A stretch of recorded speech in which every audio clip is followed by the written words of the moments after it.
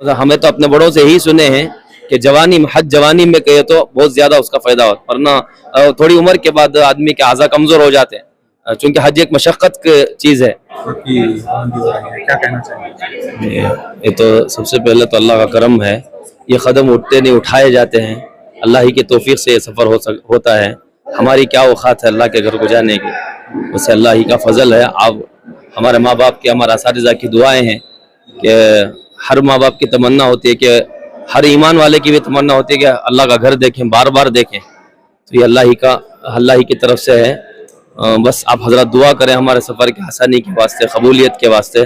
कदम कदम पर चूँकि इस मरतबा थोड़े चेंजेस हुए हैं, बस उससे हम एडजस्ट हो जाएं, क्योंकि जहाँ जितना हमें सुन रहे हैं थोड़ा एक अंदर से एक ये हो रहा है कि भाई स्मार्ट वॉच अब तक तो समझ में नहीं आई, देखेंगे, इसलिए कि कल ही लेकर गए हमें, वो रात पूरी चार्ज किया, सुबह को देखा तो फिर डाउन हो गई थी बैटरी उसकी।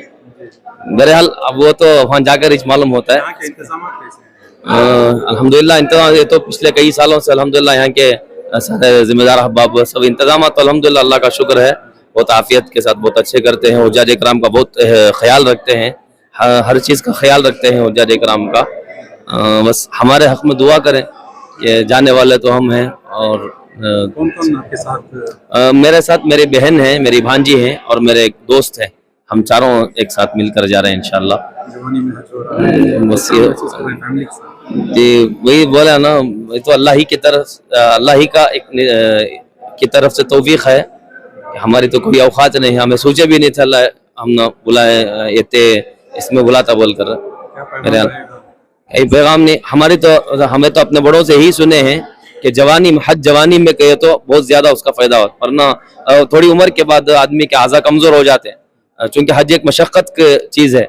अरफात मुज़दलिफा मिना, तो जवानी में चूंकि सारे आज़ा मजबूत होते हैं, एक शौक से एक पूरी तंदुरुस्ती के साथ, पूरे जज्बे के साथ इंसान कर सकता है उसे, वरना जरा उम्र ढल जाने के बाद वो ताकत, वो क़ुव्वतें नहीं, दूसरों के मोहताज बनना पड़ता है। तो इसलिए जितने भी हैं जवानी में अल्लाह से मांगे, हमारी औकात नहीं है, अल्लाह से मांगेंगे, अल्लाह जरूर उसके तो शौक होगा, तड़प होगी, अल्लाह असबाब भी पैदा करेंगे, अल्लाह खुद देंगे, अल्लाह खुद बुलाएंगे, हमारी कोई औकात नहीं है। बस सब इंतजाम। मेरा नाम मोहम्मद सलमान है, मैं आटी नगर में मस्जिद इखलास है गंगानगर में, वहाँ इमामत करता हूँ। हमें बेंगलुरु से। किस तरह सर्विस? अल्हम्दुलिल्लाह अच्छा है सर्विस हज भवन की। हमें 12 बजे। किस तरह, किसके साथ जा रही है? बेटे, शौहर सब जा रहे हैं। हाँ, फैमिली के साथ। क्या भी नहीं, बहुत खुशी की बात, अल्लाह हमने मकबूल कर लिया, बहुत मकबूल कर लिया, अल्लाह हमारा हज मकबूल करेंगे, बहुत खुशी की बात। जी, बिस्मिल्लाहिर्रहमानिर्रहीम। जी जी, क्या कहना चाहेंगे? माशाल्लाह, सबसे पहले तो मैं जो यहाँ के इंतजामात हैं हज कमेटी के, माशाल्लाह बहुत अच्छा है, और हाजियों के लिए माशाल्लाह बहुत सहूलियात जो है न करे हैं। मैं मुबारकबाद पेश करता हूँ यहाँ के खुद्दाम को, हमारे इसी तरह जुल्फ़िकार टिप्पू साहब को भी, तमाम को भी।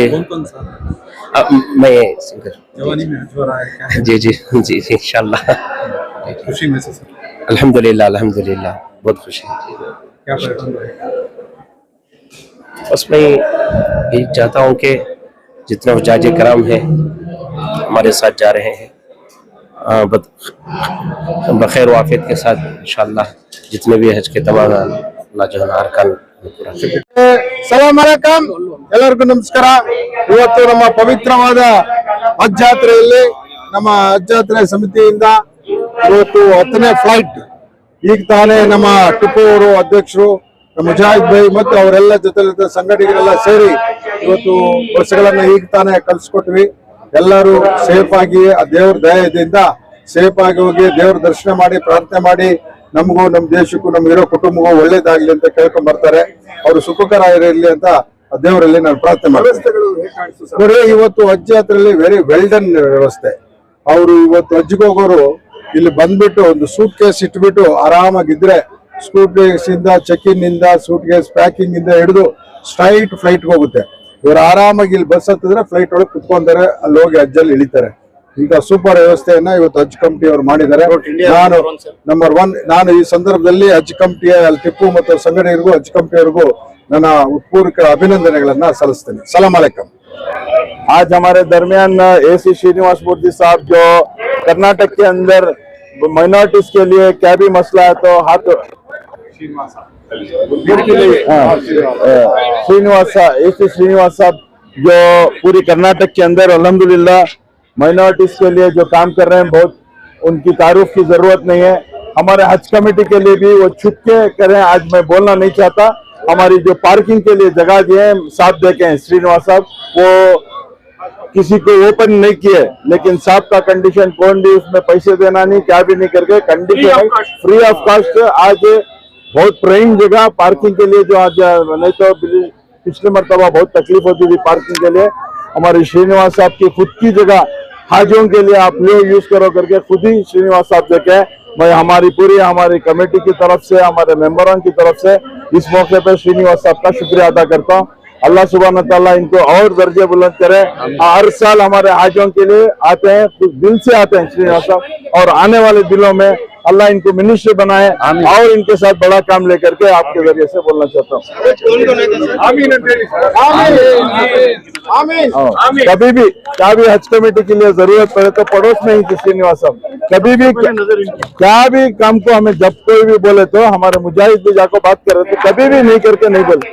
तो इस मौके पे पूरे उद्दाज इकराम की तरफ से उनकी फैमिली के लिए, उनके लिए अल्लाह खैर के फैसले फरमाए, हिदायत दे बोल के इस मौके पे हमारे मैसूर से मौलाना मुफ्ती ताजुद्दीन साहब, हमारे वक्फ के चेयरमैन मैसूर के अज्जू साहब, और उन हमारे जो हज कमेटी से नए मेंबर्स बनाए वो भी पूरे आए थे, तो मैं उनका भी खैर मकदम करता हूँ.